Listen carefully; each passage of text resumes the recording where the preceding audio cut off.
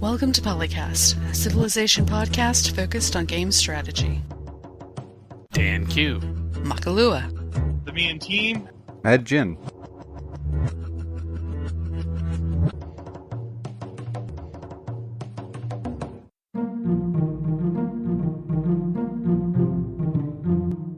That's what happens when I have the girls around here. You guys know that sometimes the singing is not a great thing, but Dan apparently no, and everybody else, and oh, so out of tune. Is this killing you not to be able to talk?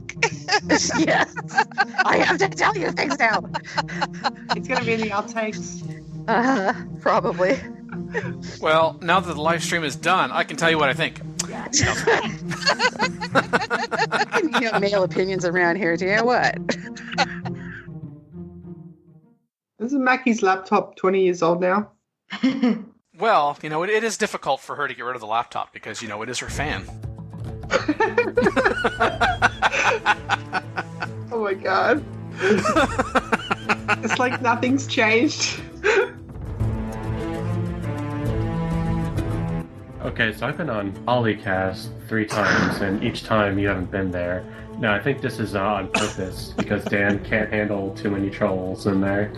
But he just knows when we start running the Kappa trolls, and he wouldn't be able to stop us. I thought that episode was very interesting, Drew, because it was like, it should be titled, Drew Disagrees with Everyone. I did not. No, only that one part I disagreed with people. But you did disagree with everyone on that part, so... Well, okay, so... No, You just disagreed with even that part. You're still disagreeing, even now. I stand by my statement. It's fine, you can... I stand by my disagreeing with That doesn't mean whether you don't disagree, just because you stand by it. What the heck? No, I'm saying that I stand by what I said in that podcast. Yeah, that's fine. Or is it?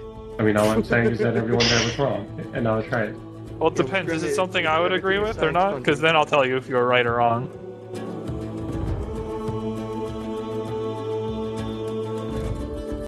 It was interesting to see an episode without Dan. This thing come up. Yep. Someone's gonna have to take over his podcast. I guess so. Gonna blow up the planet. Mutiny. Or is it technically a mutiny? I don't know. Dan, when you're listening to this, tell me if it's a mutiny. It's a coup. Oh, it's a coup. Yeah, that's more like it. A mutant coup. That's true, he will listen to this. Actually, I don't know if he'll listen to all of it or just look for those... Yeah. Everybody's talking loud or something. So see, you should have said something really loud before that to get him to pay attention. Dan, we're doing a coup right now. On your podcast, right now. Wow, we're taking over. Well, that just raised the odds that this will be included.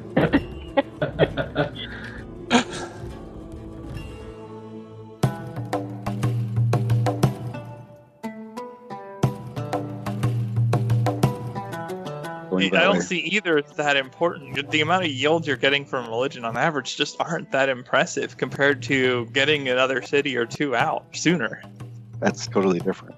No, that's what you're weighing it against. If you're talking about early holy sites, it's not like you can drop them. No, we're talking districts and districts only here. We're not talking districts versus settler, because if you go, a different city, yeah, well, I could just choose not to build the commerce district, industrial district, or campus district as well, and just build another settlers. You get another city. Very easy to get a city to pop for, unless your terrain is awful. You straw man. But wait, what is your argument in the first place? Now that you're mentioning that, I'm not sure where you're coming from. I'm more laughing at the fact that when we're talking purely districts, that you're throwing settlers into it whenever I suggest holy sites, but you refuse to accept settlers when it comes to anything else. Because when you're talking district versus district... Let me back up. You have a point. When you hit a new unit, it would take time to get its combat strength up because you go through techs and civics to do that. Yeah. Upgrade costs, if you do that, upgrade costs, if they were based on the combat strength differential, would be cheaper as well, because the new unit wouldn't be too much more powerful than the old unit at the time. And so it would be relatively cheap. And then the longer you wait and the more powerful you make the next unit, the more expensive it would be to upgrade. Unless you scaled it in a way where you had some disincentive to upgrade it right away and keep the old stuff because it's more familiar, but eventually then you would get outscaled. Well, I would say that the sword versus spear versus horse Those modifiers that help in that respect. Oh, I'm thinking like era jumps, not. Oh no, that stuff would disappear as soon as you hit gunpowder. So gunpowder units would still be the melee line, but gunpowder units would lose the bonuses of the melee line versus pikes. Yeah, I'm just wondering if you could make those bonuses like that. enough that your very initial gunpowder unit could actually be technically worse, so you don't want to necessarily switch immediately. Yeah. Or maybe it's like on par, but Yeah, there's a it'd be switching on par cost. or whatever. Yeah, you could easily do that. Gunpowder made it to Europe and they didn't all like, oh, we don't need swords no more. Yeah. Gunpowder made its way across Asia and you didn't see people without gunpowder get just absolutely wracked. It was least impractical for a long time. It was both Depending on what you're impractical- fighting. If you're going up against formation armies in plate, or really any decent armor, then even the earlier firearms were more attractive, because you needed a pretty low, weak bullet to not just punch through the armor. But if you're fighting like dudes on horses who arrow you from outside your effective range, that's not very helpful. Well, that's the thing. Historically, it was arrows versus guns. That was the actual dichotomy, not sword versus gun. Well, yeah, but the arrows do not punch through armor like guns do. Oh, yes, they do. They punch through armor way better than the early guns did. I don't know, man. Yeah. Even like black powder era firearms could get through plate more easily than arrows. Unless you're talking those really, really super high torque crossbows. But even those had limitations. Longbows would wreck through.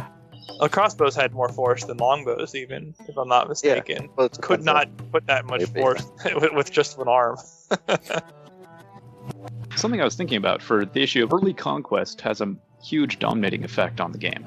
And in multiplayer, it has two problems. One is that it's snowballing, so the things you do early in the game basically determine the rest of the game. You can end up in first place, and, well, that's that. And it's your game to lose, yeah.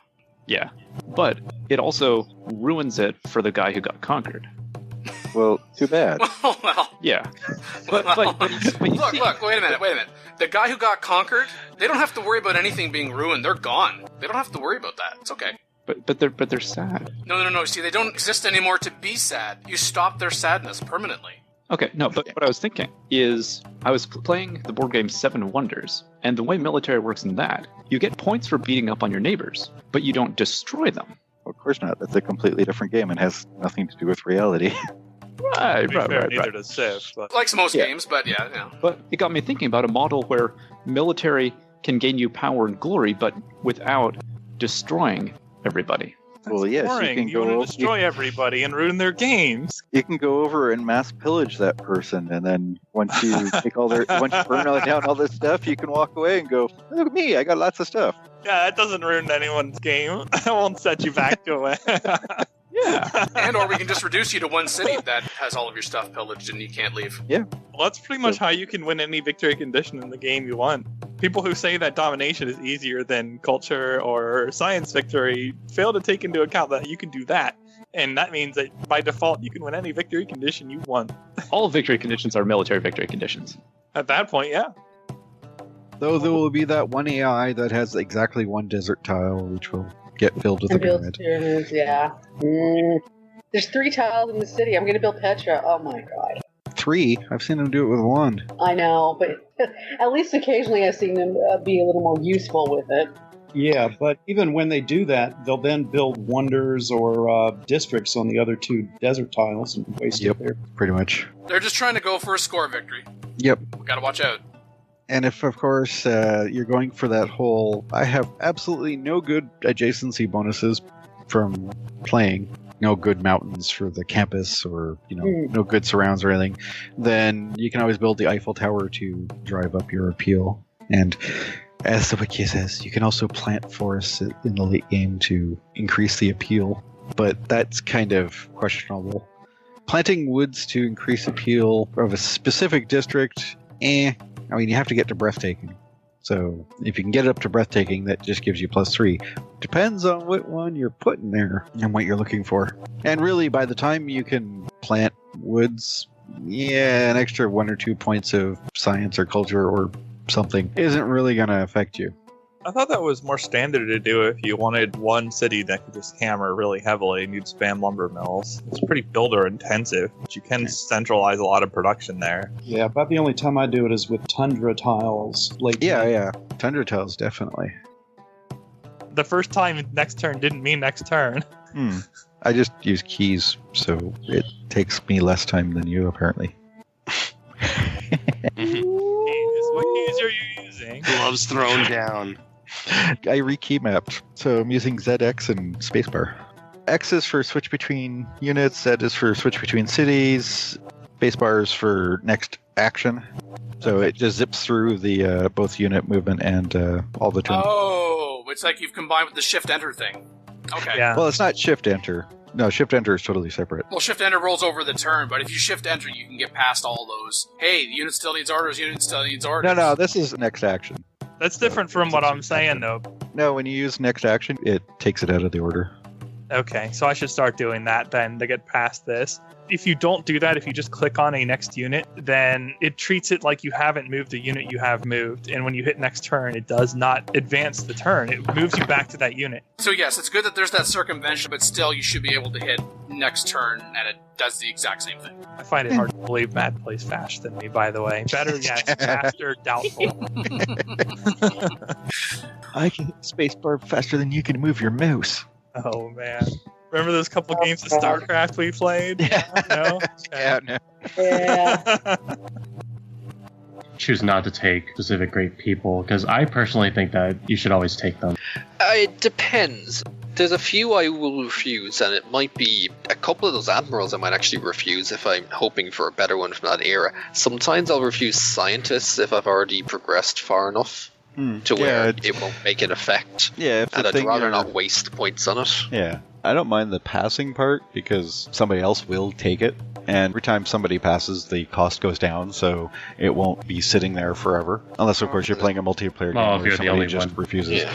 If you're the only one going for that particular great person. Yeah. There's also like one or two merchants I'll pass on, but not many. I'll pretty much take every engineer, possibly with the exception of the wall building guy. The wall building Well, now is awesome you tourism out of that. But see, by the time you gather enough engineer points to take the guy, I've already built the walls, with the bonus from defensive mentality and possibly with the monarchy bonus.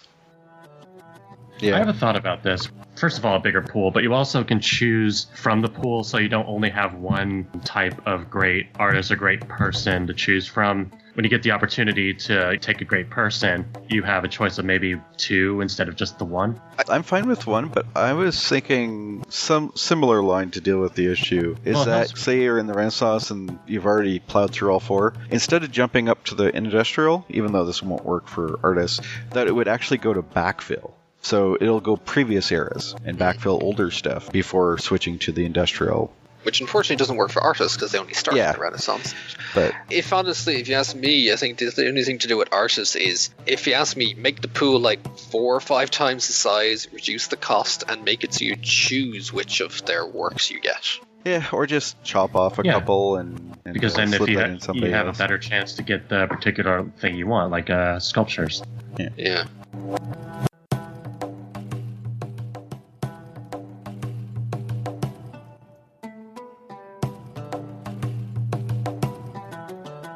Notice that civilizations never do peace because they're sick of fighting. No, it's because you're winning. Yep. They don't. Yeah. It's almost like they ignore war weariness or something.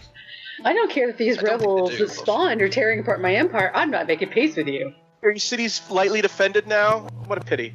Even when it's those wars and I don't go on the counter-offensive, I'm just like, you sent like 10 warriors my way and I've killed them all. Give me peace. And you're like, no. And I'm like, I just want to wipe peace. I don't want any of your shit. Just end it. And you're like, no, this war is not over. I'm winning, blah, blah, blah. And then as soon as I walk over and pillage one tile, it's like, here, half my empire. Yeah. It's like, okay, I'll give you 1 gold. You give me 5 luxuries and 2 strategics. And I'm like, get the hell out of my court. Go back to your land. Yeah. Get out of here. I'm not talking to you. Or the other guys that come up to you and it's like, okay, I'll give you 50 gold and I want 2 of these. And they're like, can I just have your luxury? No, for that I want 6 luxuries, 2 great works and a city. But you have 7 of them. What does it matter? pretty much as soon as they get to denouncing you, they're like, "Oh, wait, start giving me stuff." They'll keep sending those messages like every turn, and I look at them on my entire other continent on the other side, and I'm like, no. If you want it, come get it. I beat the crap out of Australia, and shortly after making peace, they're like, "You better give us a bunch of stuff, or else." I'm like, "Or else what? I nuke the rest of your empire?" There does need to be more great people in general, so that the pool is larger. Even if there's not, more per era, but that there is a bigger pool. Absolutely, especially for a larger maps and There's not enough variety, and they can be predictable. Especially with great generals and having a lot of warmongers getting encampments up early, is pool for great generals gets taken up so quickly that you're already into Renaissance, guys. You're already into Renaissance, and it's really bad. Pool was larger, you wouldn't have that kind of problem. You know what I'm thinking is that maybe next time I see another civilization settler wandering into my territory, I'm just going to kill it instead of saying no. There's nothing more irritating than you have most of the continent, but another civilization city is right there, a little nodule. It's like, why did you do that? But we have to fill in the space, didn't you know? I kind of wouldn't mind if the warmongering penalty was maybe reduced a little late game for distance and all that sort of thing. So if someone sails from the other continent over to yours and settles, no one should really bat an eyelid that you just absolutely mullered it into the ground. Well, it's like, a country on the other side of the world just attacked another country. I should be really, really angry, but I'm not. Yeah. I don't think that adjacency bonuses are as important as I originally might have thought. I mean, unless you can get like a huge +5 bonus or something. Well, even a +2 or a +3 from an early campus can still be pretty good, because that adds up. That gets you to the next thing. Yeah, think a campus adjacency is basically the same as, you just randomly discovering a scientific city-state first, and suddenly you're swimming in science and you're teching so fast. Mm-hmm. And it depends on if you put the card down for doubling up the adjacency bonuses. There's a lot of stuff with regards to all these base additive figures that probably could do with some balancing here or there. You mean like why there shouldn't be a billion cities in your empire? Something like that, maybe. It's kind of a huge shift between Civ 5 and Civ 6, between the additive and multiplicative. Maybe they should find a way to mix them up. Even a slight reduction of some of the values might even be necessary. It's going to be hard to balance. And that's something that you really should be thinking about all game. We don't really emphasize it on the show a lot. It's basic micro, but yeah, you should be doing it, yes, if you want to be playing effectively. Not necessarily basic micro, but basic planning. Well, okay, but it's micromanagement planning. No, it's just call it planet. Let's get the word micromanagement far away from it, because people have bad reactions when you call things micromanagement. Fine. They shouldn't. The only reason that people have bad reactions for micromanagement is because the game makes them tedious chores. Micromanagement at its core is not necessarily bad. Yeah. City planning should not be considered a tedious chore. Well, what I'm talking about, though, is like you're making the builder time so that it's ready when you're settling the city. So you don't have units sitting around for an eternity, or you don't have a city growing and not being able to work improved tiles because you built your builder too late. Yeah, that's called planning. So that's like unit movement turn planning. It's micromanagement. Attention to detail. Yeah. It's fine, though. I mean, we're not disagreeing what we are actually doing in practice. No. So you can call it whatever you want, but you should be doing it if you want to be playing well. Yeah. If you had, say, 3 copies of die, and you went to the same AI, you could offer them not one, but both copies, and they would accept it, typically for less. Oh, yeah. But sometimes they would actually value the second one more. I know there were some other variables in there that I wasn't counting for. And yes, the counter to that is, but Dan, they could then turn around and then be acting as a broker for that second copy. Yeah. That's true, but was the AI actually doing that? I really doubt that. If they would, that would actually be fantastic. But I think there's some other things, more simple things that we would want to address with the AI before we put some kind of brokering aspect into the game. The AI trades for a second copy. You can be like, oh, look, I have 2 copies of this now, so I can trade it. So it's just like not blocking after one deal. The scenario you describe actually justifies that functionality, because maybe no one else is willing to trade with you, but this AI is, and other people are willing to trade with this AI. So you are taking a penalty on potential trade due to your Diplo relations, but there's still benefit to be had for you and for the person you're trading with because they can get a small gain out of trading that resource forward. I'd almost suggest that both caravels and frigates should just be flat range, that there shouldn't be a melee naval unit, because that's just weird. No one rams anymore. Really, after the very first ramming ship back in the day, they put guns on those things. Yeah, I'm okay with the ramming stuff when it's still pre-cannon. But once you have cannons, that's probably what you should be using. Yeah. Well, there was ramming in the Napoleonic era still, but it wasn't like the only thing ships did, though, usually. Sometimes when you were in a close naval engagement, that's what you did if you had no other choice. Well, yeah, but you were also trying to sink them by sinking your own boat. Your ship could still shoot, though. Like, you were still capable of shooting.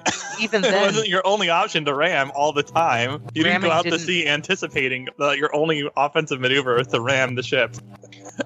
You don't ram the ship to sink it, you ram it to stop it from moving.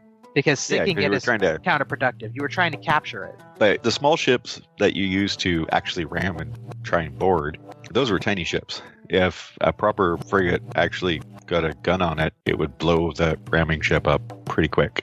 That's why I usually went in fleets, because they were, well, really easy to get exploded. But I would still suggest, they should just be ranged after that, unless you have specialized boarding ships, and then everybody has an option to capture the ship. Yeah, something privateer-like. Yeah, but it sucks in combat, but you can use it if you've got someone weakened or out of position. Yeah, give it its combat strength based on what your melee units are. So if you have basic gunpowder units, then that's what it would jump across the boat to try and capture the ship. If you kind of ignored your gunpowder and went straight to boats, you'd probably have swords, but no gunpowder, which makes it weird that you have cannons on boats at the same time. But, it's just one of those pretend things. It's always been a thing in Civ. Yeah. Well, cannons did predate guns, Yeah, but you still had gunpowder first. Well, yeah. Kind of weird to have a cannon without gunpowder. Kinda. But I could picture, late medieval having the early cannons, but not having the proper guns held by musketmen or whatever. Well, obviously. They really should be split. Like, the siege-based ones were definitely first. Yeah. Early guns had a tendency to blow up. Cannon, because you lose your hand when you fire it. Pretty much. And if you're lucky, that's all you lost.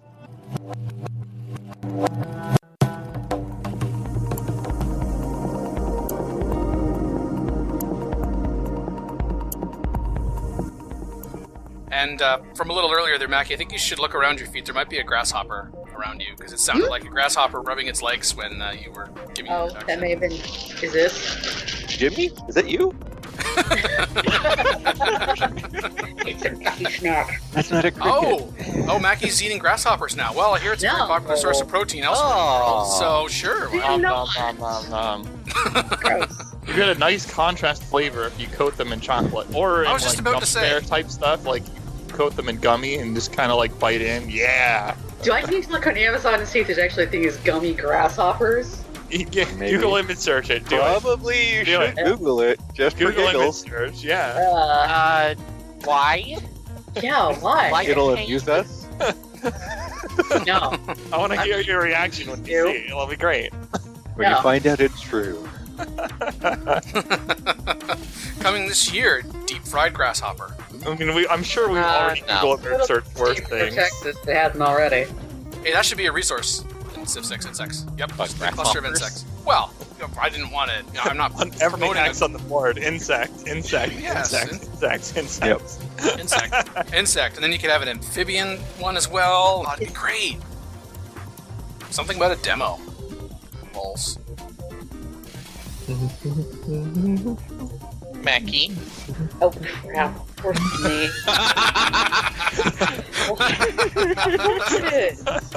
Why would it be anybody else but me? Now I have to find the thing and find the page again. Do you want me to do it then? Yeah, would you? Okay, there's a Civ 6 demo now available. I knew it was going to happen. Get out of me. I knew it. It does make me want to have a city-state that doesn't give any bonuses, and it's just like a leech on your society. I call it something, and that Yeah. Oh! Yeah. I'm not sorry. Totally not sorry for that. Oh, it could be great. Derek Paxton, bleep.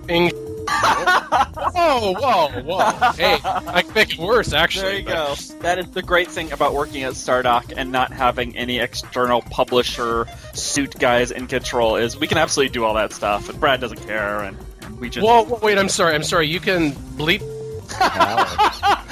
No, that wasn't what I was saying. Especially the weird prostitution in there. I'm not really in the original post. Really, man? On the national scale, exactly. Empirical. We are 12. This is like 90% of my economy, guys. I have to have it. Yeah. I'm not really sure how we can slip that in there. No,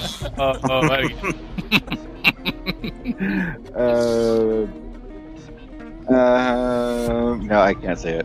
I really want to, but I don't want to. I am not. No. Fact. Oh my god. Anyway, strategic view. Let's transition away from that.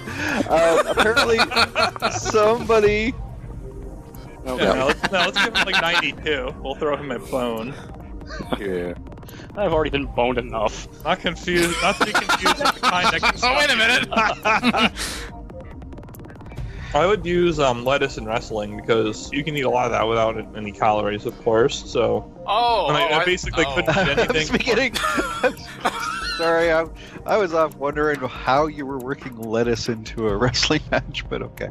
Well, me too. I'm like, what, do you take the lettuce and tickle the underarm of the opponent and make them giggle and distract them? Oh my gosh. That sounded bad now that I think about